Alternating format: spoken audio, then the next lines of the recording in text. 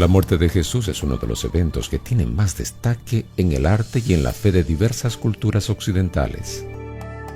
Pero, históricamente, ¿cómo fueron los momentos finales de la vida de Jesús? ¿Cómo funcionaba el método de la crucifixión? ¿Realmente existen evidencias que comprueben la historicidad de los personajes y de los acontecimientos narrados en las Escrituras? ¿Qué importancia espiritual es atribuida a su sacrificio? ¿Y por qué? En búsqueda de respuestas, aquí comienza Evidencias.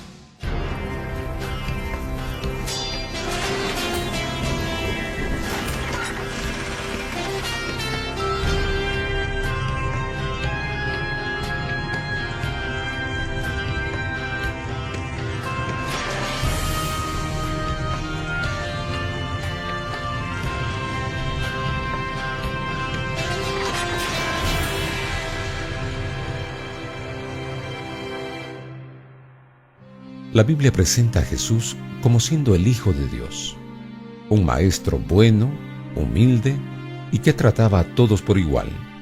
Aún así, líderes religiosos y políticos encontraron motivos suficientes para sentenciarlo a muerte. Jesús en su época produce una verdadera revolución teológica.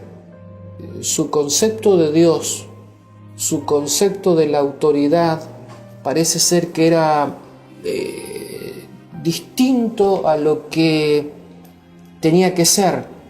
El máximo versículo en el Antiguo Testamento para los judíos era el Shema. Escucha, Shema Israel, escucha Israel, Adonai, Dios, uno es. El monoteísmo es central en la experiencia judía. Y Jesús, haciéndose igual a Dios, estaba violentando ese concepto esencial del judaísmo. No hay duda que el público que rodeaba a Jesús lo interpretaba como un Mesías. Todos esperaban al Mesías en aquella época, pero claro, esperaban a un Mesías distinto, un Mesías de tipo libertador, a un Mesías real. Y Jesús presenta otra figura, presenta la figura del Mesías siervo, del Mesías humilde, y esta concepción del Mesías no encajaba en la concepción del Mesías que tenía la gente.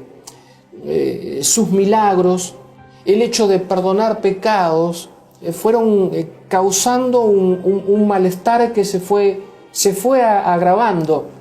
Y todas estas cosas en conjunto terminaron por de alguna manera determinar la muerte de Jesús. El juicio de Jesús fue llevado a cabo de una forma extraña y que no condecía con las leyes locales. Además, los testigos presentes y las acusaciones realizadas tampoco eran coherentes. ¿Cómo realmente fue este juicio? ¿Y qué irregularidades fueron cometidas? El juicio de Jesús de Nazaret fue un poco raro. No siguió los cánones o los parámetros que deberían tener los juicios tradicionalmente en el Sanedrín. No estaban supuestos a haber juicios de noche, ni en la madrugada, ni de manera oculta. Se supone que fueran juicios abiertos. Se supone que todas las partes deberían haber tenido oportunidad para poder expresarse. Pero fueron selectivos aquellos hombres que decidieron escoger a quienes iban a invitar al juicio. Se supone que hubiese más testigos, tenía que haber una revisión de parte de la evidencia, pero se hizo de forma apresurada y más tenía una agenda de linchamiento, de tratar de poder conseguir una condena fácil y certera que ser un juicio realmente. En primer lugar, hay un juicio que lo realiza Caifás, que pretende demostrar la blasfemia de Jesús. Jesús sería un blasfemo, alguien que habla mal de Dios. Luego está el juicio, hay otro juicio que le realiza Anás. Anás y Caifás eran dos sumos sacerdotes. En el caso de Anás, se trató de ver si con Jesús se podía presentar alguna sentencia de sedición ante las autoridades romanas. En realidad, ese juicio no pudo probar que Jesús era un sedicioso, porque no hizo fuera de lugar algo que llamara la atención a los romanos para sentenciarlos. Entonces, el juicio de Caifás sí probaría la blasfemia, porque Cristo se presenta de alguna manera como el Hijo de Dios. ¿Eres tú el Hijo de Dios? Te conjuro por el Dios viviente que responda. Entonces Jesús tiene que responder ante esta pregunta que se le formula. Inmediatamente a esto, el juicio continúa ahora en manos del procurador de Roma, que era Poncio Pilato, que es el que tiene que tomar la decisión de la ejecución de muerte, porque el Sanedrín no tenía la facultad de dictaminar una sentencia de muerte. En el caso del juicio romano tenemos anomalías similares. Bien temprano en la mañana, Pilato es interrumpido, le es presentado el caso, la mayoría de las acusaciones no se llevan a cabo en su territorio, sino que se llevan a cabo en el norte, fuera del territorio del cual él tiene influencia.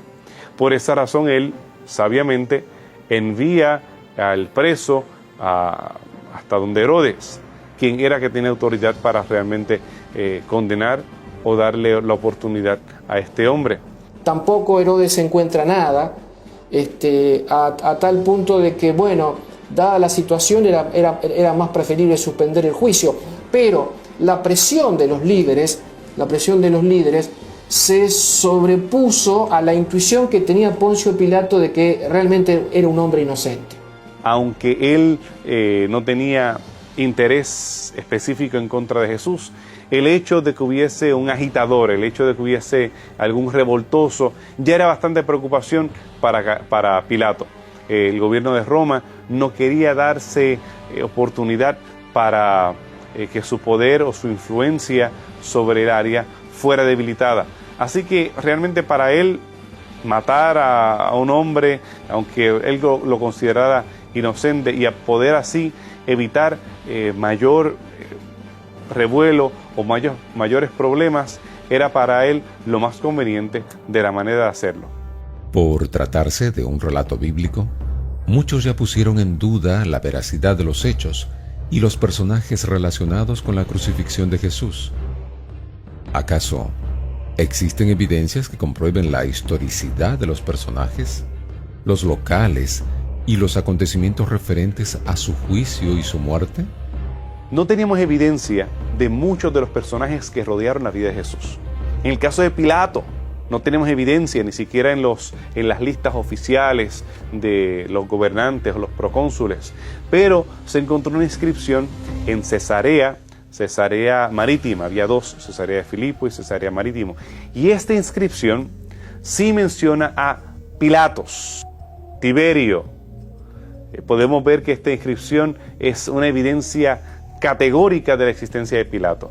Después se han ido encontrando monedas y otro tipo de evidencia epigráfica. La historia también nos informa de que estos líderes eran conocidos fuera del ámbito bíblico o neotestamentario. Por ejemplo, se lo presenta allí a Herodes, uno de los hijos de Herodes el Grande, que reinaba en una parte de la Palestina de aquella época. En el caso de los sumos sacerdotes, Anás y Caifás, que van juntos en los relatos del Nuevo Testamento, tenemos la evidencia de que el Talmud del judío, que se escribe con posterioridad a estos eventos, menciona a estas familias sacerdotales y concuerdan es interesante, concuerdan de que eran sacerdotes corruptos. O sea, es un testimonio de que avala la forma como manejaron el caso de Jesús, y cómo se comportaron con el caso de Jesús y cómo manejaron el juicio a Jesús, diciendo estos sacerdotes en realidad tenían un cierto grado de corrupción, ¿no? De Caifás tenemos un osario, una caja de huesos que menciona a Caifás. Es un osario ricamente decorado. Los osarios eran pequeñas cajas de huesos, utilizadas para poner los huesos después que la persona se descomponía. No eran de este tamaño, eran más grandes. El tamaño mínimo era el tamaño del fémur de la persona que había muerto. Así que ponían los contenidos allí dentro de esta urna, de este osario. Realmente las urnas eran ovaladas en la mayoría de los casos. Se utilizaba para las cenizas cuando se quemaba a la persona. Eran sometidas al proceso de la cremación. En este caso no era para personas que eran cremadas, eran personas que habían muerto, sus huesos eran puestos en un repositorio, envueltos en especies, aceites aromáticos, y al año siguiente aproximadamente, entonces eran puestos en un osario o caja de huesos. En este caso los osarios fueron muy populares, algunos 100 años antes de Cristo hasta años 70 después de Cristo. Fue un periodo específico en el cual los osarios fueron utilizados de forma popular.